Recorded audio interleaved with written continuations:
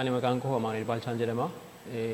Kan inni dhaladhee guddadhee magaalaa Dambidolloo keessattidha. Kan inni baradhee mana barumsaa Birhaan Yesuusii sadarkaa lammaffaa Beezii mana barumsaa Beetel Evangelikal Secondary Schoolittidha.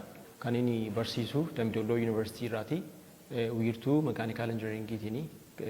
Kan inni barsiisu Yuunivarsiitii Arbaa Mincirraa bara 2008 giraajuweet godhetan.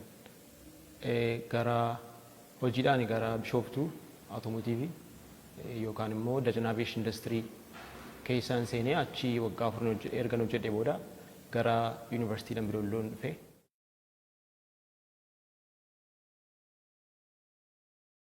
Diroonii kana kan hojjechuu danda'e xinnummaa kootii kaasee wantoota akkasii nan hojjedhan ture garuu naa balala'uu hin dandeenye ture. Fedha isaa jalqabaa kaasee nan qabaadha jechuudha. Warroota quadcopterii kana warroota vertical take off godhan kana dhiyoottidha kan inni qorachuu jalqabee. Jalqaba kan inni hojjedhe fixed wing warra jedhaman warra akkasiiti Bishootutti kan inni hojjedhe jechuudha. Isa booda isa kanas maaf hin hojjedhu jedheetanii inni kuni baay'ee kompleksiidha. Baay'ee qo'achuu nama gaafata. Maateriyaal irra jirus baay'ee expensiveidha. Kan inni kaga'eef egaa Dambidolloo Yuunivarsiitii dhufeetanii diroonii maaliif hin hojjedhu asitti jedheetan murteesse. Isa booda namoota na gargaaranii wajjin konneetti godhee isa booda diroonii kana hojjechuu danda'ee jechuudha. Walumaa galatti gosa sadiidha. Warri kuni quadcopter jedhamu, multicopter jedhamu, propeller 4 qabu, bilaambillee 4 qabu. Inni kun GPS qaba.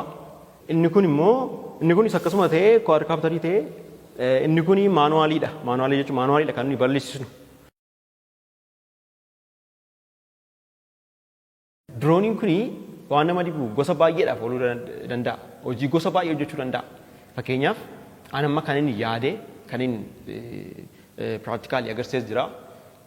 Fakkeenyaaf gaafa eebba yuunivarsiitii faa welcome yookaan immoo baga gammaddan jedhanii congratulation jedhanii faffacaasuun faan jira.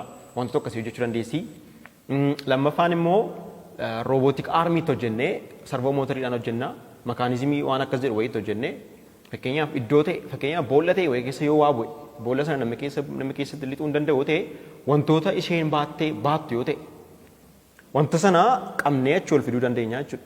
Barbaachisummaa isaa inni guddaan balali'uudha. Erga balali'ee booda meeshaalee barbaannetti kennuu dandeenya akka inni barbaadetti. Garuu maal ta'uu qaba fakkeenyaaf waa fuudha yoo ta'e kiiloogiraama 1 fuudha yoo ta'e dirooniin keenya ulfaatinni isaa kiiloogiraama 2 yoo ta'e ofiisaatii kiiloogiraama 2dha.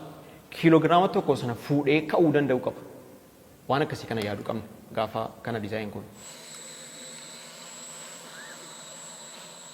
Hojjechuu dura waa'ee kanaa qorannee fixuu qabna.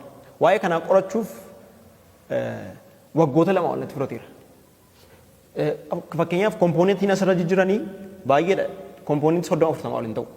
Kompoonentii tokko tokkoonsee viidiyoo isaa buusee PDF kitaabota adda addaa buusee qorachaa ture.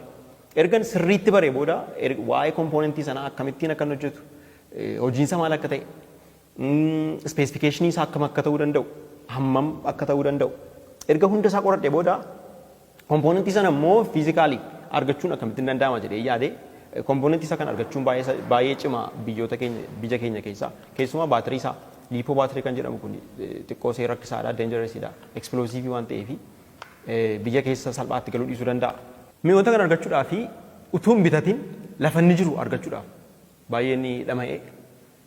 Walumaa galatti waa'ee kanaa qorachuuf mi'oota isaa lafa inni jiru wantoota adda addaa baruudhaaf ji'oota 6 walitti fudhateera. Isa booda erganii kompoonentoota kana fidadhee booda haala ittiin hojjetan fakkeenyaaf diroonii ishee kana yeroo jalqabaa sana guyyaa 2tti hojjedhe. Maaliif erga qorattee akka itti hojjetan bartee booda si rakkisa hojjechuun isaa. Dhiirariin tokko hin jiraatu.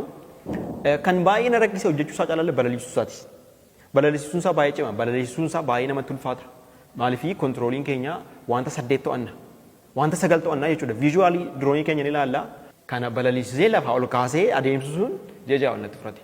Hojjechuu isaa caalaa balaliisuu isaatu natti cimee jechuudha. Waggaa tokko natti fudhateera. Walumaa galatti. Meeshaalee ani irraa hojjedhe fakkeenyaaf kan asirra jiranii propellerri jira, mootarri isaa jira. Mootarri isaa kun brushless motor jedhama. RPM isaa baay'ee guddaadha. Amma fakkeenyaaf RPM ishee kana 1800 RP keevii kiiloovooltii 1800 jechuudha. Kiiloovooltii 1800 jechuun baay'ee guddaadha. Speed controlling jira. Speed controlling keenya immoo gara ergaa gara receiverii keenyaatti nu geessa. Walumaa galatti servo motorii nu barbaada. Wantoota adda addaatti wanti gochuufi.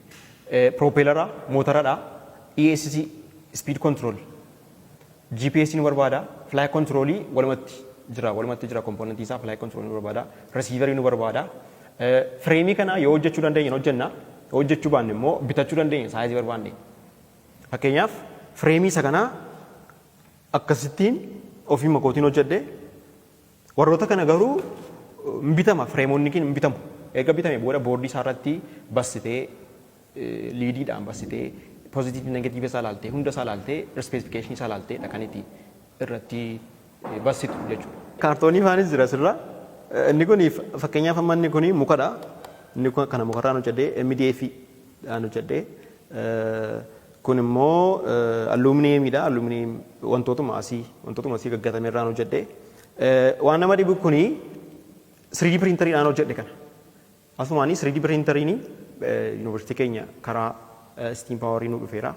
3D printerii design goona akka barbaannetti design eega goone booda SolidWorkidhaan eega design goone booda convert goona akka inni print gochuu danda'utti. Warroottii kana fakkeenyaaf kan clamp motorii kuni 3D printeriidhaan hojjedhe. Kana fakkaata. Dhugaadha miira guddaa natti dhagahame akka tasaa ta'ee namni gaa keessan beeku waa'ee isaa. Qilleensi jira taanaan baay'ee balaliisuusa baay'ee rakkisaadha. Qilleensarra waan teessuu fi qilleensi gara ittiin barbaannetti jalaa oofa. Ani immoo shaakala balaliisuu baay'een qabu reefuudha kan inni balaliisisaa jiru. Shaakala baay'ee nama barbaada. Tun shaakala isaa baay'ee qabaadhe rakkoo hin qabu. Gaafa sanaa qilleensis baay'ee nagaa ture. Baay'ee hin gammade dhugaa gammachuu guddaa natti dhama keessumaa gaafa namoonni kalaqa adda addaa qaban magaalaa keenya keessaa yuunivarsiitii keenya keessaas dhufanii agarsiifatanii abdiin ta'u baay'ee hin gammade. Yuunivarsiitii keenyas baay'ee galateeffachuun barbaada karaa kanaatiin. Tokkoffaa baatiriin isaa danjariidha isin jedheera eksplooziiviidha isin jedheera. Baatirii sana gaafan jalqaba bitee chaarjariin isaa suni kwaalitiin qabu ture. Chaarjariin biyya keessas baay'een jiru. Chaarjariin sun ituma chaarji godhuutu overcharge godheera. Ani hin beeku. Maal godha baalaansi chaarjiin godhu garuu chaarjiin godha. An kana hin beeku. Isa booda baatiriin sun utuu mana jiruu fanaddee bakka baay'ee gadhee ture wantichi utuu bira hin jiraanne yookaan biraa deemee rafaa ta'e baatiriin suni sila mana keenya guba ture. Mudannoon kanadha. Mudannoon kun lammaffaan immoo utumaan balaliisuu dhiyoo kana baay'een beeku sin jedheera. Manuma kana keessatti balaliisisaa ture. Yoon gadi ba'ee xiqqoo isaa haalli qilleensaas mijataa miti. Utumaan balaliisuu girgiddaatti buutee kuftee na jalaa kuftee nan baay'een na'ee ture bakka baay'een akka hollachuu iyyuu ta'e bakka maaliif mi'a sana argachuu hin danda'u.